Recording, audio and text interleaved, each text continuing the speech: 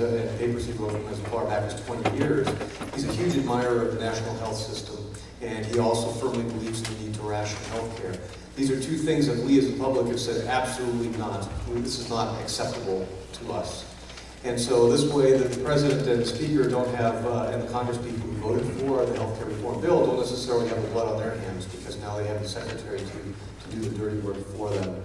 Ideally, the health care reform bill needs to be repealed. Short of that, we just don't fund it. In Congress, we have that ability. And I wouldn't even necessarily, I was thinking, well, let's try to put a good face on it, maybe go line by line. No, we just don't fund the whole thing. We need to bring free market back into health care. We need to buy medications from anywhere in the world. We need to have portable insurance plans. We need to have health savings accounts which can accrue and roll over tax exempt.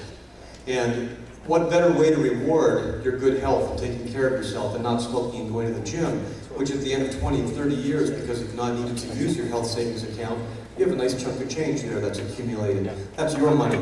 And once you have a stake in the game, you'll be much more informed as a consumer, and so that actually will help to start bringing the healthcare costs down. And finally, without meaningful legal reform, healthcare reform of any kind is a non-starter. So, thank you all very much.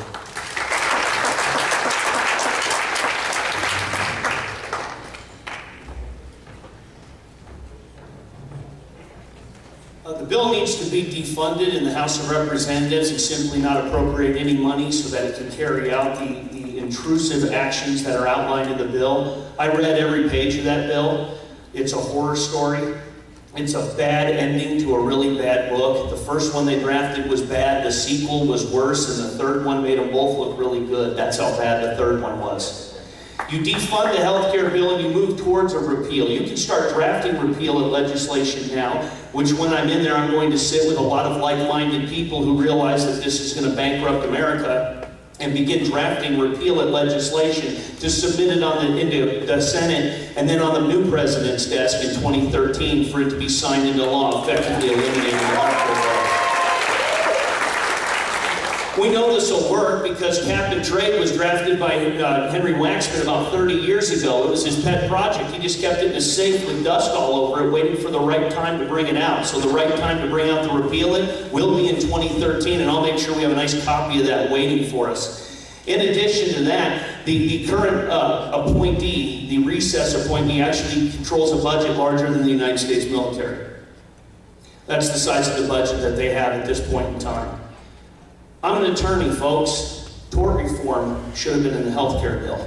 A lot of the other things that were mentioned should have been in the health care bill. So while you're writing your defunded legislation, now you'll actually write your legislation to sort of chip away and add things that should have been in. And in addition, have a new health care bill that actually addresses the original intent of this health care bill, with what we remember was to reduce the cost of health care, not to provide health care to everybody on the planet. And it's certainly, we should have never allowed in this country a health care bill and health care legislation to promote free health care to people who are in the country illegally at the expense of our veterans who defended this country and defend it to this day. And that's what this administration has done, and that will be in the new health care legislation that I will take part in drafting with my colleagues in Washington. Thank you very much.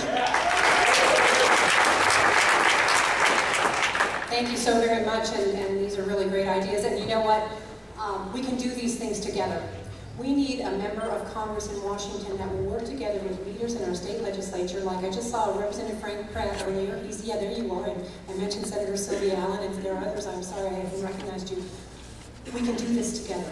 One is by passing alternatives. Yes, we defund it, and then we pass alternative pieces of legislation and force the Democrats to deal with them, force the president to deal with them on his desk, like portability, so that when you lose your job, you don't lose your health insurance. Like insurance across state lines. So you can get a better deal with an insurance policy in Kansas, you can buy health insurance from Kansas. Even the playing field on tax treatment of purchasing health care so that you get the same deal that the big corporations get. Creating large group pools so that people that are individuals or small businesses don't have to pay those higher rates because they have such a small group. We can create giant risk pools across the country.